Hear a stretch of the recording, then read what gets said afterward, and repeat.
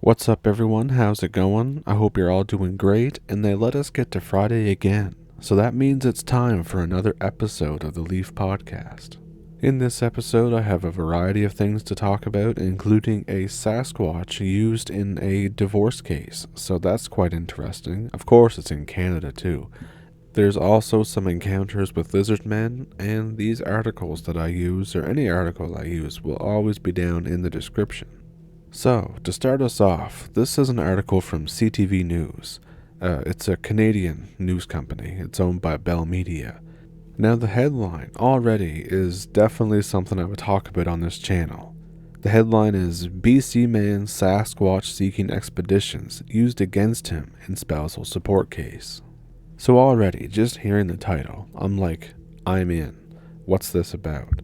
So basically, a man's ongoing efforts to track down the elusive Sasquatch in remote areas of British Columbia, Canada, suggest that he's capable of working and therefore not entitled to spousal support, a judge has ruled.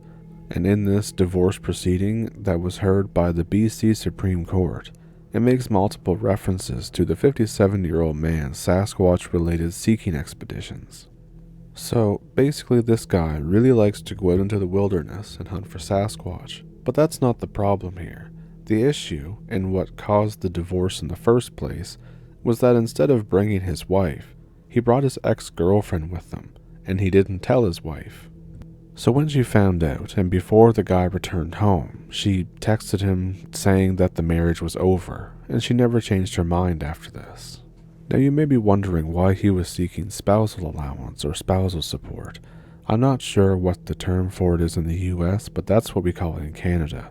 Basically, it's when one member of the marriage has to support the other one financially. So it turns out the reason why he was seeking this is because in 2016 he was injured. It says that they were staying at a hotel in Sayward, which is a tiny village of around 300 people northeast of Vancouver Island. He slipped on an icy staircase and fell. That was January of 2016.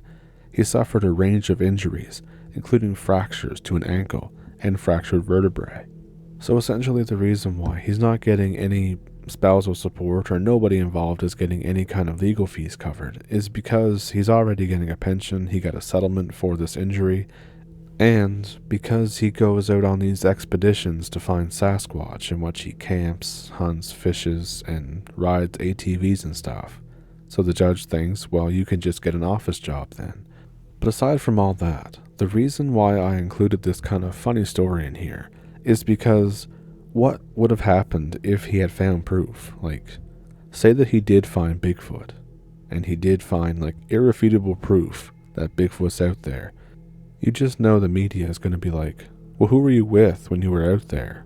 And then he's definitely going to be like, you see, and his wife's going to be right there looking at him like, yeah, who were you with? You know, if I was going to go out on a Bigfoot expedition, I'm not going to bring my ex-girlfriend if I was married to somebody else. If she didn't want to go, I would either go alone or bring a guy friend. I like too how he mentions how smart he is, and he's like, oh, I've always been a gifted child, and I was always at the top of my class and super smart.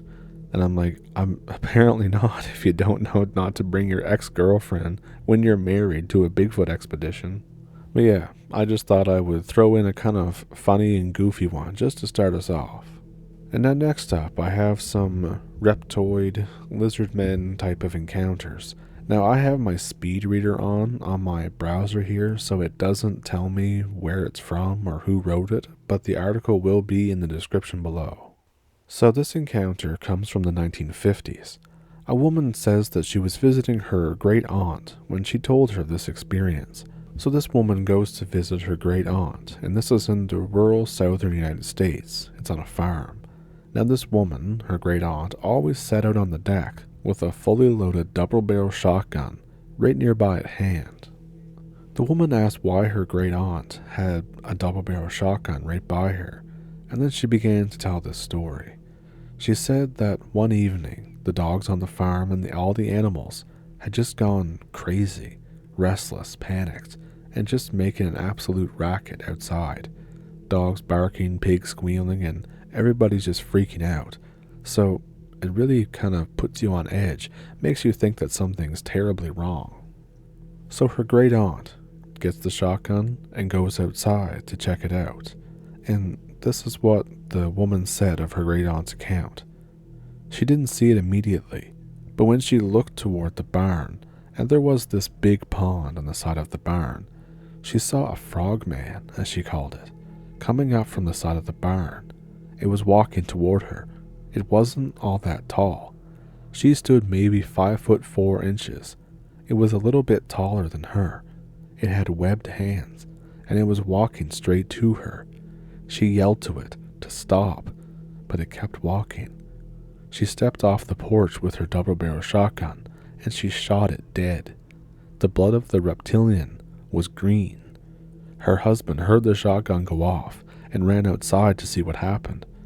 They were elderly at this point. When he stopped off the porch, she said, "Look, I killed something. And it's not human." They walked out to beside the barn where this thing was. She and her husband buried the thing. When asked where it was, she said that they buried it right where they killed it, near the barn. After they buried it, the animals all got quiet again. Her husband told her not to tell anybody about what they saw. Everyone would think they're crazy. Now, a lot of times, you would think that it would just end there, and you'd be like, oh, this is a really weird instance. But it didn't end there. It was a little while longer, maybe a month. Her husband and her saw a blue UFO fly over their house and land nearby, after which more of those creatures came out, and they headed over to the barn where their fallen comrade was buried. And this is the next part that she said of her great-aunt's story. They came out of the ship, and they went straight to the mound where they buried this thing. They put their hands over the ground. This dead frogman thing that she had killed came up out of the ground. It wasn't alive, it was still dead. They took the thing, and they put it on the ship. Then they went over to the pond, where they raised their hands, and a spaceship came up out of the pond. The pond was bigger than a regular one. It was almost the size of a small lake.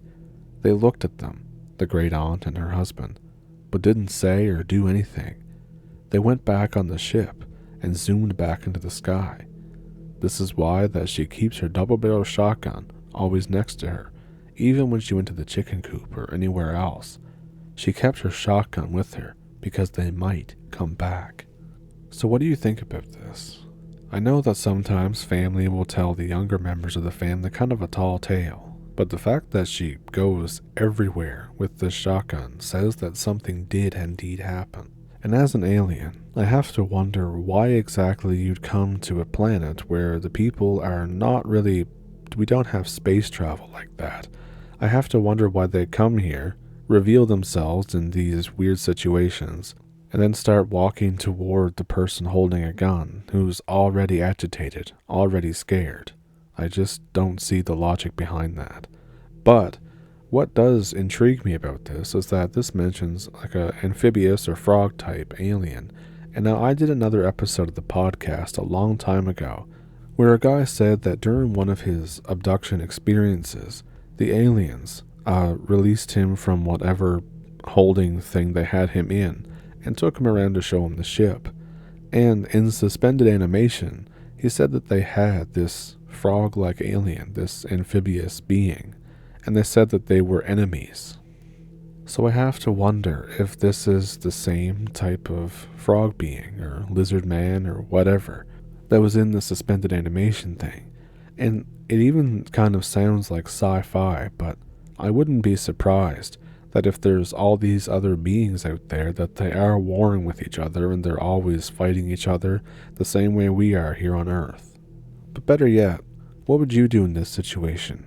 If you were in rural USA and you were on a farm that frequently has like coyotes or other animals trying to get into your chicken coop, you go outside thinking that something like this is going on, and you see that, what would you do? Would you do anything differently? Would you do the same thing? Let me know down in the comments. And this next one is also extremely odd. Now, this witness says that this happened at Atlantic Coast Beach in the USA. She was out for a walk along the beach, and who doesn't love a good walk along the beach, especially in this case when there was nobody there. Now, or she thought she was alone, I guess is the better way to put it. She saw a group of people off in the distance. At this point, it's a beach. You don't think anything of that. There's usually going to be people there. So she just kept walking. And then, as she was getting nearer to these people, she realized that there was something different about them. Something very different. They weren't wearing clothes that you would usually see at a beach. Instead, they were wearing military clothes, camouflage BDUs, tan vests with many pockets, and all of them were bald. And as she got closer, she could see that these things were not human.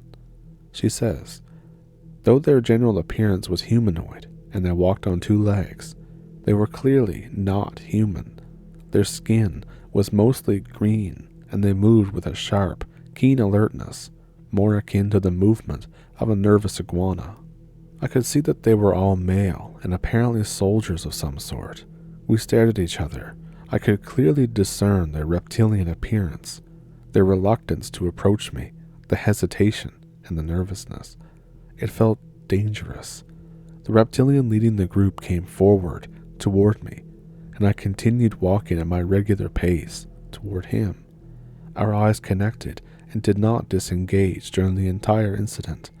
I remained alert and aware through the event. The remainder of this group stayed behind. He and I continued to approach each other until we were less than 1 yard apart. He stood at least 6 feet tall, medium build, no hair. The eyes were the same as mine, but brightly colored yellow with dark vertical slits, and his skin was rough and scaly with a greenish-brown hue.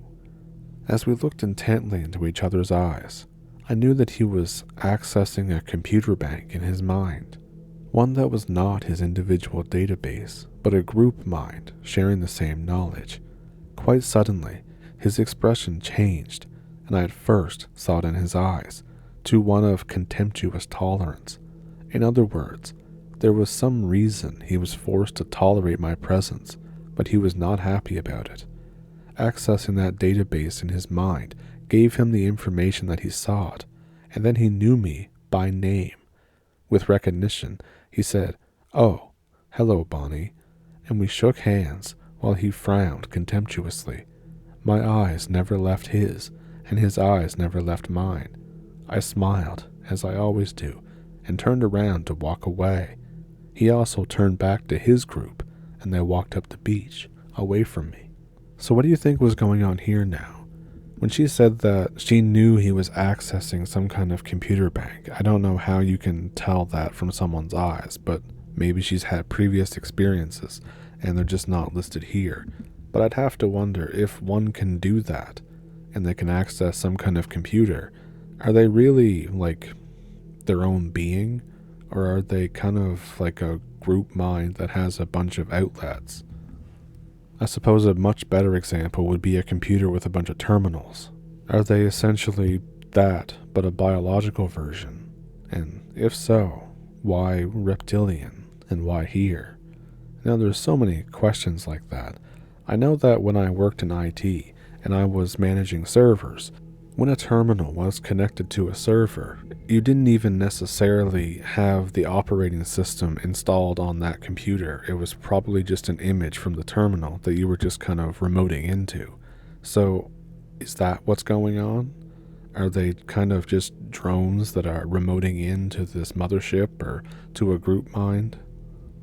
Or are they only that way because they were made to be soldiers? There's so many weird things like that to think about. I guess one thing too, whenever you would manage a terminal like this, you could set very strict parameters that they were allowed to act in. So maybe it scanned its computer thing, like it Googled who she was, and then said that she was human and that they aren't allowed to do whatever. And then it was like, oh, great, one of these things, as if they look at us with contempt. And the reason why that I brought up the terminal thing is because I've heard quite a few times now in places that people's experiences with greys, They're more like a drone, or more like kind of like a terminal, really. That's the best example I can think of. They're more like a terminal that's following a specific set of parameters, a specific set of orders. So I kind of wonder if this is the same thing. Or, once again, is it like some other theories and it's all demonic, and they can basically tell what your name is and who you are, the same way that a ghost or a demon can. And following that train of thought, it knew her name like this. So, in that way, demons usually find it funny that they know your name, but it's not as funny to them when you know theirs. So this last encounter I have for you is kind of similar to this other one, but kind of not. It's kind of different. I'll just tell it and you can decide. So it was from 2005, and the author Albert S. Rosales, I think I've done stories from his files before, but this one in particular is from Poltava in Ukraine. Poltava is a region. Now this young woman says that she had a psychic chat with a reptoid, a reptilian. And the report goes like this. A young woman named Irina B. was living in a countryside cottage and was visiting a secluded beach on the banks of the Dnieper River. She frequented the area often and knew it quite well. Her favorite area was an isolated, small inlet covered with sandy beaches and bushes. The area had numerous gaping holes or crevices all around. Some of them were quite large and possibly artificially made by locals. On this day, she was lying by the beach, sunning herself and dozing off, when she suddenly woke up with the feeling that someone was staring at her. She opened her eyes and was terrified to see a huge bipedal lizard-like being around 2 meters in height, covered in greenish scales, and standing very close to her. Now, of course, in this situation, you'd be pretty terrified, and this is no exception with her. She was terrified, and she tensed up, closed her eyes, and waited for the inevitable to happen. But then, there was a voice in her head. Don't be afraid. My rations do not include albumin or protein. I'm not going to eat you. The witness was not sure if the mysterious voice spoke in Russian, but she distinctly understood everything that was said. The voice seemed to have correctly anticipated her apprehension. She thought, how is this possible? And the voice answered immediately. Nothing unusual, simple telepathy. She sat on her towel, looking at the huge lizard-like being looming over her. The voice inside her head once again said, you are afraid of my appearance. That can be corrected. And in the blink of an eye, she saw the most beautiful young man that she had ever seen in her life. How did you do that? She asked in amazement, now feeling more curious than afraid. In a moment, she received the answer. Easily. You see what you want to see. I simply compel you to see what you want. Now, as soon as I read that right there, that's something that really tipped me off as being kind of dark or demonic. I know I say demonic a lot, but it just really feels like that's something that they would do. Like, oh, I'm terrifying looking. Well, I'm still terrifying looking, but you see me as this. Literally a wolf in sheep's clothing kind of thing.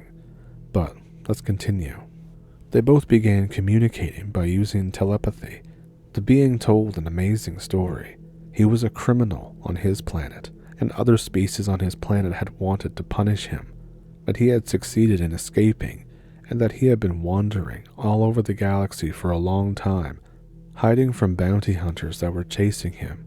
For some time now, one of these holes at the beach had become his shelter, but he was now tiring of hiding and wanted to be found and, quote, punished. He had evidently been observing her every time that she had come to the beach for a while. She reminded him of his home planet, where the creatures also liked the sun and the water. He just wanted to chat with her, since he had been an outcast from his planet for so long. At the end of the conversation, the lizard man told Irina that he would erase her memory, or her brain would not sustain such huge volumes of new information and could explode. He promised it wouldn't be painful. Suddenly, everything around her was encased in a bluish light, and horrified, she watched the body of the lizard being dissolved into nothingness, and the next, she lost consciousness. She was briefly reported missing, and a search was organized to find her. Her parents and neighbors found her the next day on the beach. She was lying in the sand, bleeding from her nose and one ear. The doctors at the hospital were puzzled, thinking that she may have had a brain hemorrhage. She was considered to be alive only by a miracle. The witness insists that she did not invent the story, even though she is aware that the story sounds like that of a raving lunatic. Now, my first thought here too is apparently the lizard thing didn't do a very good job if she still remembered everything. And not only that, I kind of wonder if it just tried to kill her, because usually you don't bleed from the brain or from the ear unless you sustain damage there. But who knows? It could be a misunderstanding of how the human brain works, but it's kind of a good thing that she remembered it, because otherwise we wouldn't have stories like this. Now, I'm going to leave it off here, but you let me know what you think of these type of stories down in the comments. I found them extremely interesting and just insane sometimes, but they're good to have because you really never know just what the hell is out there. So, if you enjoyed this episode of the podcast, please consider liking and subscribing if you haven't already. And if you'd like to donate to the channel, there is a PayPal and a Patreon in the description below. Also down there is an email that you can send your story to if you'd like to. And with that, I hope you have a good weekend, a safe weekend, and I hope to see you Sunday. Have a good weekend, thank you for pulling up a stump, and I'll see you then.